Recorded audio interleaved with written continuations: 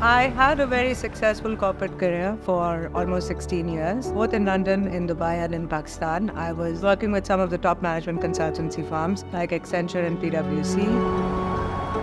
My father is also very driven by real estate. He saw the market thriving and he said, why don't you get into real estate? At that time, I was finding it difficult to travel with my daughter being young. I thought, okay, why not?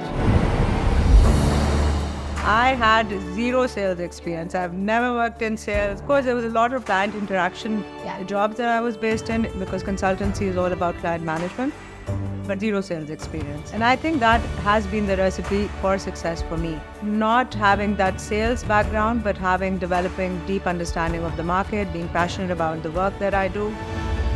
So you gave up the corporate job and moved into real estate, commission-based role, no salary. Was it worth it? Welcome back to the Path to Real Estate Success with Espace Real Estate, and I'm delighted to be sitting with Farah Ali, Platinum Agent at Espace Real Estate. Welcome to the show, Farah. Thank you so much. Thank you for having me. Thank you. I am really looking forward to this conversation as Farah's journey is slightly different to the others that we've had on the show. She started her career at the London School of Economics and had a very established career in some of the world's largest consultancy firms, and then she took the move to real estate. Farah, can you tell us a bit about the move to real estate and what sparked it? Yeah, so I had a very successful corporate career for almost 16 years, both in London, in Dubai, and in Pakistan. I was working with some of the top management consultancy firms like Accenture and PwC. Then I worked in a senior management position with Swedish national company for a long time. It was just coincidentally, I think around 2013 time, Dubai market was growing again. And my father was here. So my father is also very driven by real estate. In fact, he's a self-made man. He saw the market thriving and he said, why don't you get into real estate? At that time, I was finding it difficult to travel with my daughter being young. So I thought, okay, why not? It's a good. And my ex-boss used to live in Jumeirah Park. She was my neighbor. She's the one who pulled me into real estate. It happened coincidentally, but again, I've never looked back after that. So you gave up the corporate job and moved into real estate.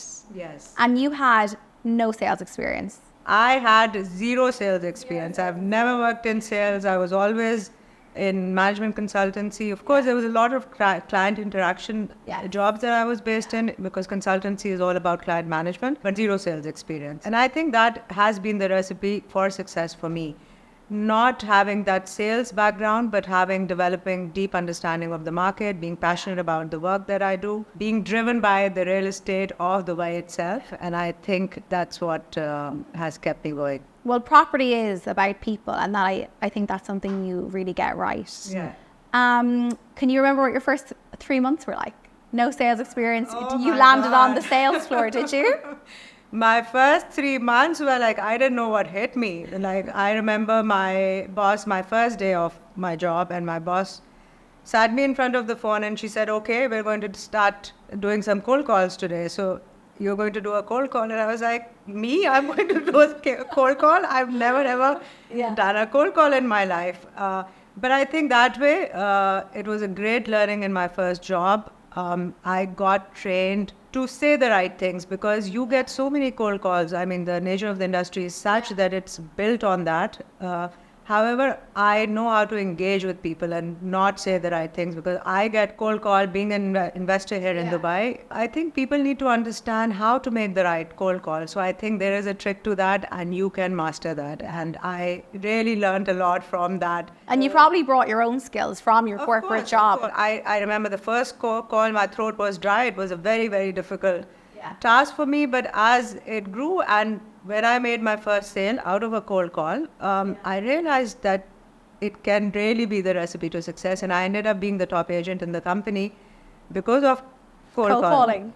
And did you have a mentor? In the beginning, I did have a very good mentor. I think I learned a lot from her. She was just a very, very sleek business and a salesperson. So I think I picked up a lot from her. People perceive this industry as very male dominated.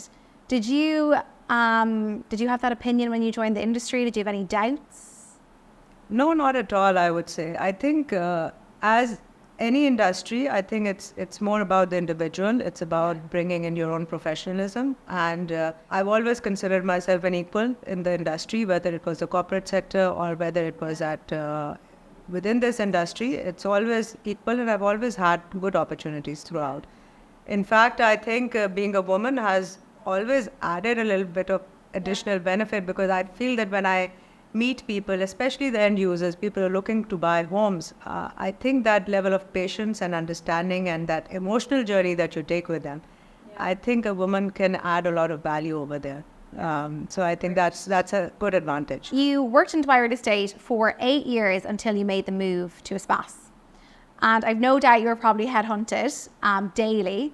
What made you move to Espace? I was working for a much smaller company. It was more like a boutique organization, not more than 35 people. Then when I decided to make the switch to a bigger company, for me, there was no other company other than Espace. I think. What was that down to?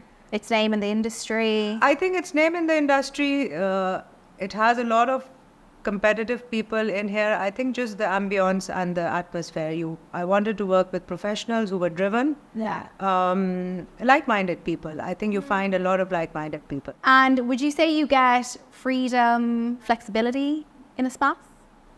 I think as a senior person, as a platinum agent, you have a lot of flexibility. But again, I think it's great to be in the office environment. I think the energy that you pick up from your colleagues, the very driven culture and the environment, I think it's always good. And what's your career look like, your progression at Espace? Well, I came in as a platinum agent in the company. I came in as a senior advisor, and then I was promoted to a platinum agent. And I would like to be associate director by next year, inshallah. Amazing. I'm looking forward to that. Last month, you took home the top performer for the sales department. How did you achieve that?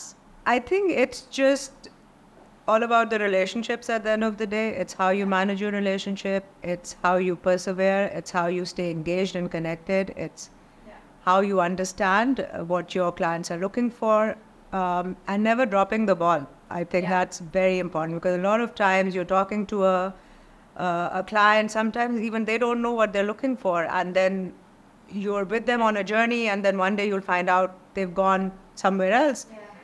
And I think it's simply because you didn't engage enough or you didn't understand the requirement enough. So it's very important to stay connected all the time. I think it's building that relationship and understanding and really going on a journey with your clients. Out of all those people, who do you admire in the office? There are a lot of good people. There are a lot of good brokers in the company, a lot of good brokers that I take my energy from. But I think Danny, if I have to point one person out, I think his work ethic is great. He's so driven. He's so disciplined. I think a lot of good things that can be picked up from Danny. But I think simply because he's a great human being and he's got good work ethic. Is there anything you think you do day in and day out that makes you successful? I think I have a good discipline. I think having a good discipline and a structure to your day is very important. So you have to plan your day in certain bits. You make sure that you are prospecting in the morning. You're talking to your clients, you're engaging with them, you're understanding. And then your client meetings, etc., you leave it for the second half. Of course, there's a lot of admin work that needs to happen. That also sometimes I leave later in the evening, or I leave it to the morning. But as long as you structure your day well and you have the discipline, because every day you have to be, the industry is a lot about farming. You have to farm, you have to nurture your relationships. It's a lot about that perseverance. It's a lot about continuing to build on the relationships that you have. What would you say to someone that's 2 months in the role and is thinking of giving up? They can't hack it.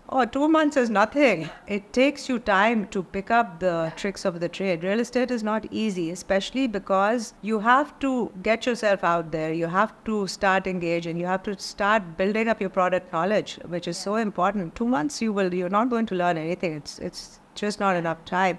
I think anybody needs to give themselves at least 6 months to settle down, to understand the industry, to build up their product knowledge, and then they start building up on it. For anybody who comes into real estate thinking it's an easy job and it's going to start rolling from day one, absolutely not.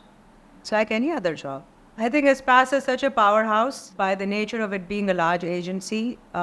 Everybody specializes in different communities. I think the prospects that you get and the opportunities that you get to cross-sell, if you get a client and you don't know about an area, you can reach out to your client's stocks and you get such professional experts in the other areas. I think that's what the value that working for a company like Espace, it adds you. Because you're never at a loss. You never have to reach out to an external agency because you yourself are so sufficient within the company. So many good brokers there, and I think that's the value that Espace adds. You took a risk, I suppose, when you left your corporate job to move into real estate, a commission-based role, no salary. Was it worth it? Oh, absolutely. So it's just been such a rewarding journey, not just financially, but I think I just love what I do. I'm so passionate, and Dubai is such a great place to be. I was reading the other day, we've seen the boom and bust cycles in Dubai. I think we're well out of it. Dubai has established itself so much as a brand. I really enjoy the real estate and the diversity. There's so much going on over here. There's so many good products coming to the market, whether it's apartments or penthouses or villas, mid-tier, luxury sector. So many good projects over here that just keep me very inspired. And well, my last question for you was, would you do anything differently? I like both aspects. So there are end users in the market and then there are investors. So I think I enjoy both. End user is a very different journey. With an investor, it's a very different journey. It's about how to maximize their returns. I think Dubai is such a happening real estate market at the moment. There's so much going on in terms of the population growth.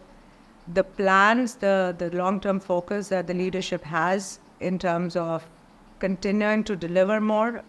So many good things happening in the coming years. If one is passionate about real estate, if somebody is resilient, has a strong nature, is not going to get disturbed by small little things because it's not an easy industry to work in.